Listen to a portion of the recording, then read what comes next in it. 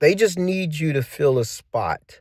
They just need you as a pawn into that position.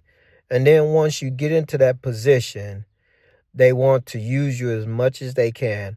Who got put into a position that they never wanted? Or when you start that first job, they'll put you into the worst position that nobody works. Have that ever happened to you where you're like, man, this is a crap position? Have you ever had that? And also, they want to make sure they keep tabs on you. They want to make sure that if you're sick, you can only be sick for one day and you got to come to work. They want to make sure if you don't have a ride, we'll come out and pick you up so I can see your house, see where you live, see, so I can examine you, so I can profile you. And they want you to, okay, if you have a vacation time, and this is what happened to me, where I wanted a vacation time during my daughter's birthday and go out of town so I could just kill two birds with one stone. They looked on a calendar, and I don't know if your job do this, but they looked on a calendar and they said, well, we can give, if you want Monday through Friday off, they told me this several times. They said, well, we can give you Wednesday off through Friday or until next Wednesday. And I'm like, well, but I'm thinking in my head, like my daughter's birthday is Tuesday. Why not have the whole weekend off? And I was like, well, what about Tuesday? Oh, we got Johnny and Peggy off that day. And I'm like, so you mean I have to schedule my vacation? Even if I schedule it 6 months in advance, I don't know how your job is, but some of them make you schedule it 6 months in advance. Some of them say give them 2 weeks in advance. But I did mine 6 months in advance, and they looked it up and they said, well, Jill is off or Jackie is off or Jonathan is off. Can you do this day? And I'm like, no, I can't. My daughter's birthday. Or it's always what they allow you to do. It's not always what you schedule to do. So that was one of the biggest issues that I had. I couldn't take off when I want.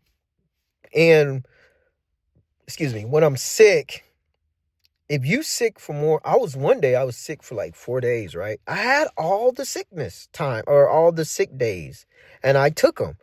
And you can't predict your sickness. You can't predict. The only thing you could do is get well.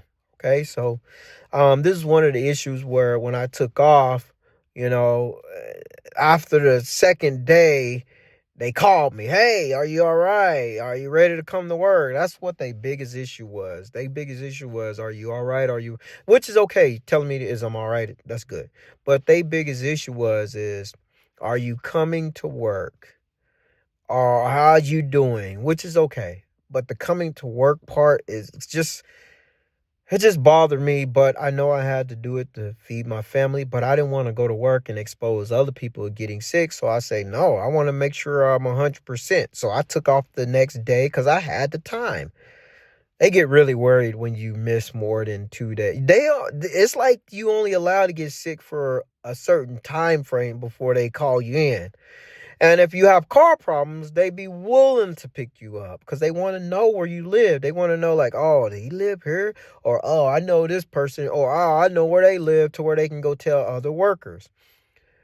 The things that I don't do is I don't follow them on social media. I went through the whole list and blocked all my employees on social media at that time because I don't want them to know I'm just there to go collect the check. And they try to look for you.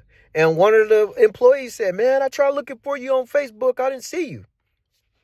That's because I blocked you. I'm not there. You don't need to see my personal stuff because that's personal. And that's why it says Facebook to only allow your friends to come. But anyway, okay. And I just told them, well, I'm not on Facebook. I didn't tell them I didn't have a Facebook. I just said I'm not on Facebook, which I was telling the truth because I'm not on Facebook.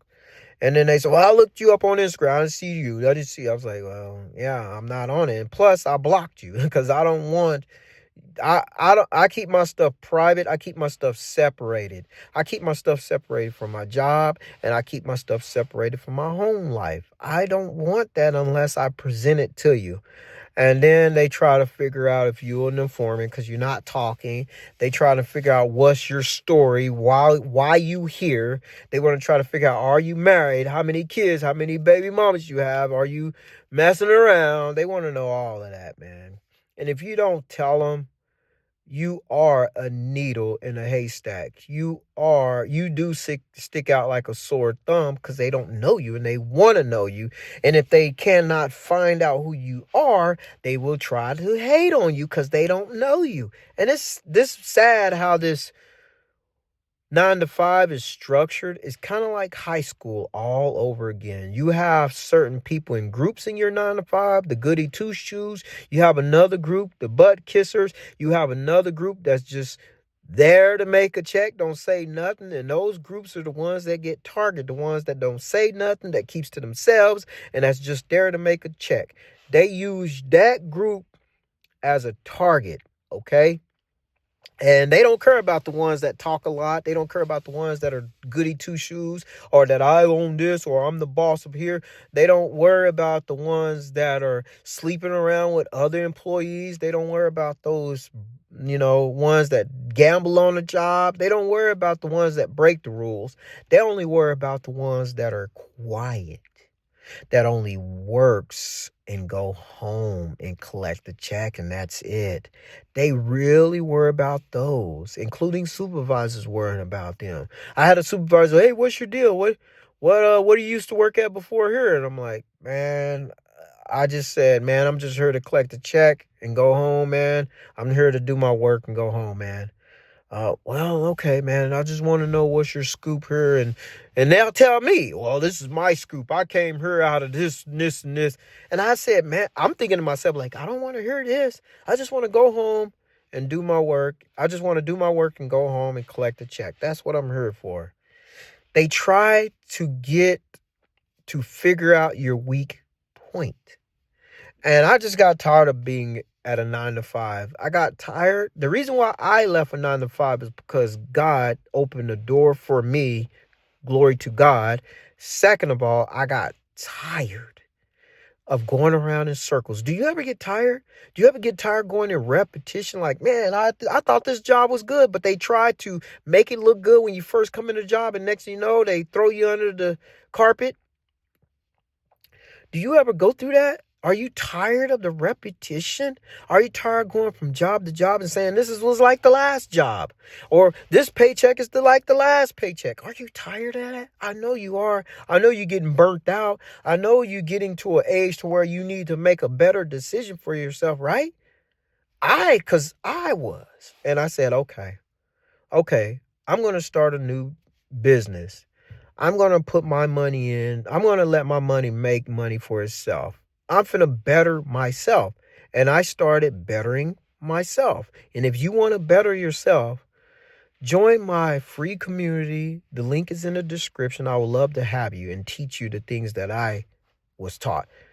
If I ever lose my business, if I ever lose my business, doing about $250,000 a year right now. If I ever lose my business, my home service business, then I will still be okay. Because I got my money in stocks, portfolios. I got a couple brokerage accounts I use. And I'm okay. I'm making money on YouTube, as in selling or marketing affiliate links. And I'm also making money in the stock market every week. I'm bringing in an income. And if you would like to know that income, type it in the comment section. What income you bringing in stocks? And it's easy. All you have to do is push 2 buttons. That's it. Maybe 3. You have to set it up to push 2 and 3 buttons. You push 2 or 3 buttons, it'll bring you residual income. You will thank me later. And you was like, wow. So I just want to share this video with you guys. I love you guys, and God bless.